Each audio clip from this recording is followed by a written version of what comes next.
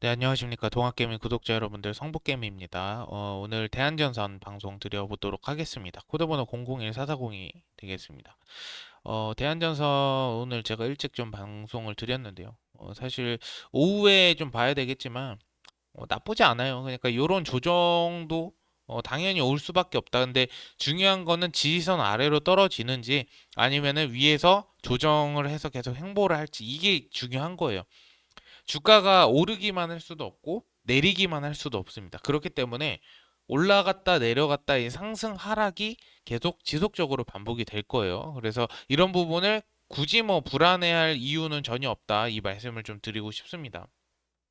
그리고 여러분들 저희 그 강연회 다음 주에 이제 진행을 하는데요.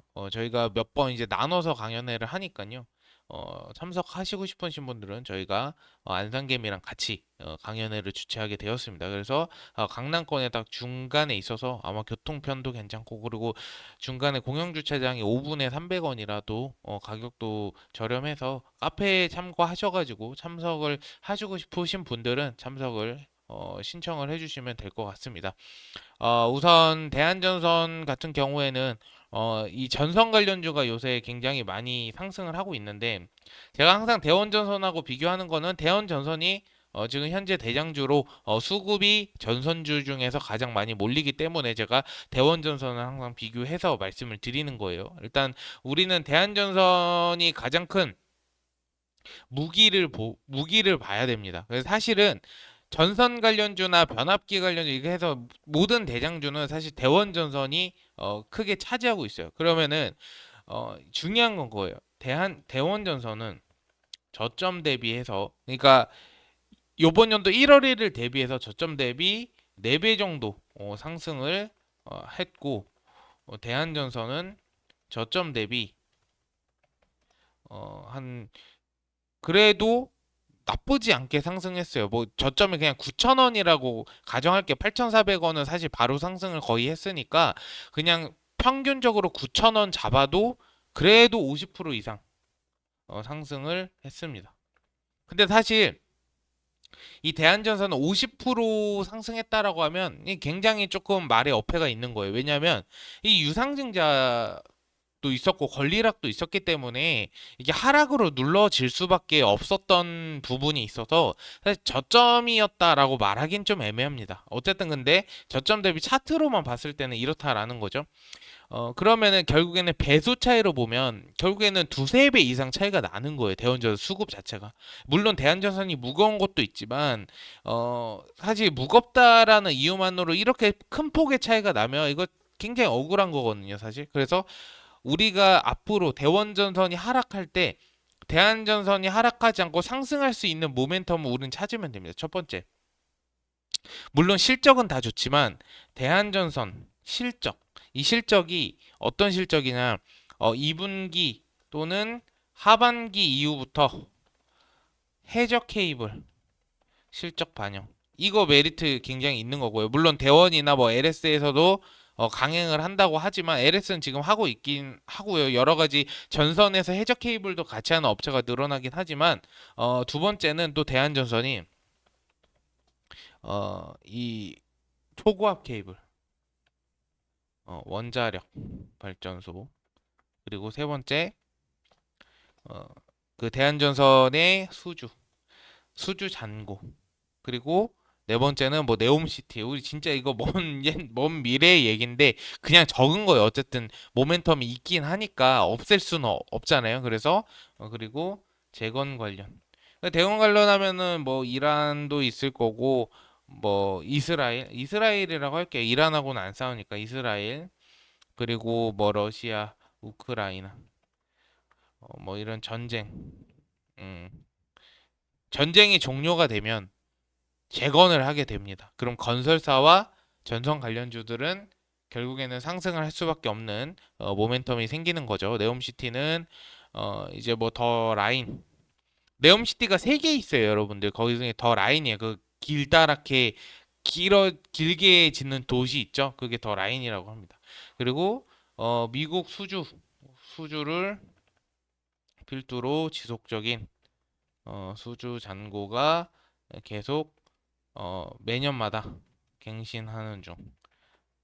갱신이죠. 계속 수주 잔고가 쌓이는 금액이 계속 지속적으로 늘어나고 있다라고 보시면 될 것 같아요. 그러면은 우리가 봤을 때 다섯 가지가 모멘텀이 있단 말이에요. 대한전선 이거 팩트. 이 다섯 가지가 팩트입니다. 팩트. 그러면 실질적으로 우리가 여기서 이제 현실적인 거를 이제 우리가 찾으면 됩니다. 현실적인 거 실적.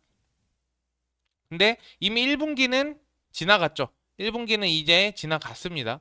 1분기가 반영이 같이 되고 있다라고 봐도 과언이 아니라고 보시면 될 것 같습니다. 그래서 1분기 실적, 2분기도 이제 이 해적 케이블 실적 반영이 되는데 빠르면 2분기에요, 여러분들. 늦으면은 어차피 하반기에는 저는 반영이 될 거라고 생각을 해서 우선은 하반기를 지금 조금 기대를 해보고 있는 상황이라고 보시면 될 것 같습니다. 그리고 두 번째는 초고압 케이블 원전이죠. 이게 해저 케이블인데 해저 케이블이 어떤 거예요? 정확히 해상풍력에 연결하는 전선이라고 보시면 돼요. 이거를 해저 케이블인데 신재생 에너지가 해상 케이블, 해저 케이블 둘 다 들어갑니다. 결국에는 이 신재생 에너지 관련 섹터로 묶일 가능성이 매우 높죠. 그래서 어, 해상풍 임해 공장이 착공에 들어가서 어쨌든 간에 2025년까지는 완공이 된다라고 하니까 이거 좀 기대를 해볼 수가 있을 것 같고요. 두 번째 이제 원자력 발전소죠. 그래서 해저 케이블과 원자력 발전소 두 개죠. 일단은 원자력 발전소 같은 경우에는 초고압 케이블을 대한전선하고 LS가 또 거의 독점하다시피 납품을 하고 있는데 LS가 비중이 조금 더 커요. 그렇기 때문에 대한전선이 그렇다고 해서 밀린다 이런 건 아닙니다.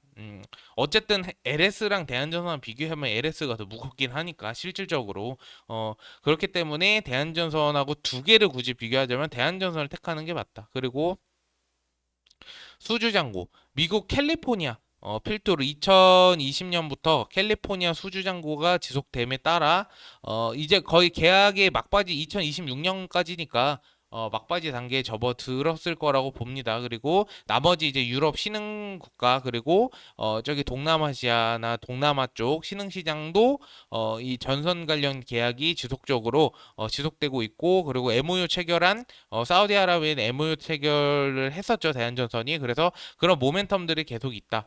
그리고 네옴시티 이거는 먼 미래죠. 사실 이 4번하고 5번은 제가 적은 거는 그냥 이슈가 대한전선 있으니까 적어준 거고 이 4, 5번은 여러분들 거의 배제시켜야 돼요. 여기에 기대감을 가지면 안 됩니다. 일단 네옴시티 빨리 지어줘도 2028년이에요.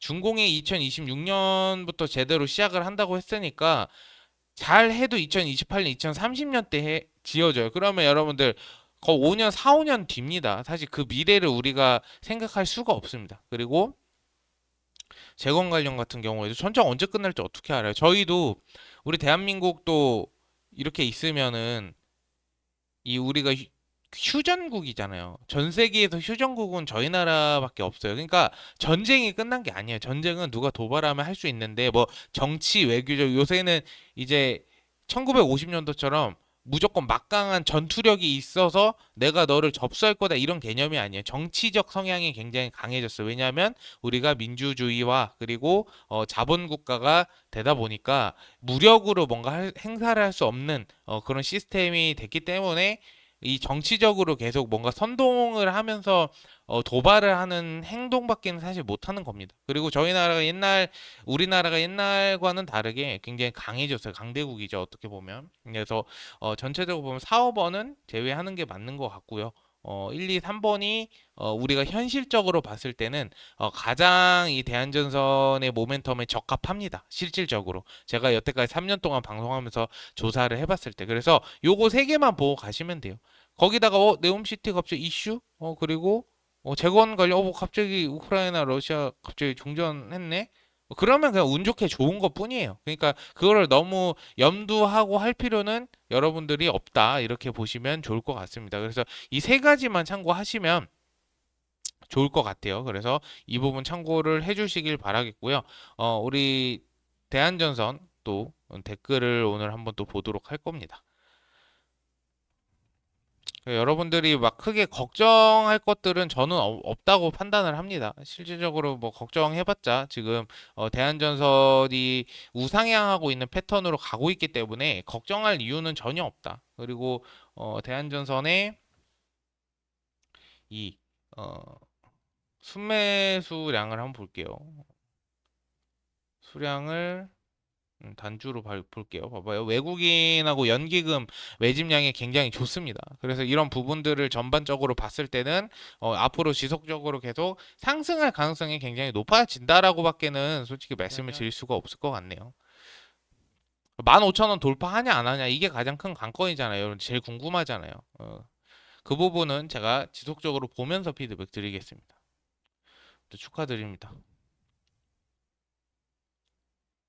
아이고 잘하셨습니다. 진짜 잘하셨어요. 저도 감사드립니다. 사실 상한가 가는 거는 힘들어요. 대한전선이 진짜로. 예, 축하드립니다. 거의 한 4천만 원, 5천만 원 가까이 들어가는데 47%면 수익 많이 보셨네. 축하드립니다. 물량 가져오세요. 16,000원 가면 좋겠지만 쉽진 않을 거다. 이렇게 말씀을 드리고 싶습니다. 어쨌든 제가 계속 보면서 피드백 드리도록 하겠고요. 어쨌든 오늘 방송 들어주셔서 감사드리고 좀 도움이 되셨다면 좋아요와 구독 부탁드리겠습니다. 감사합니다.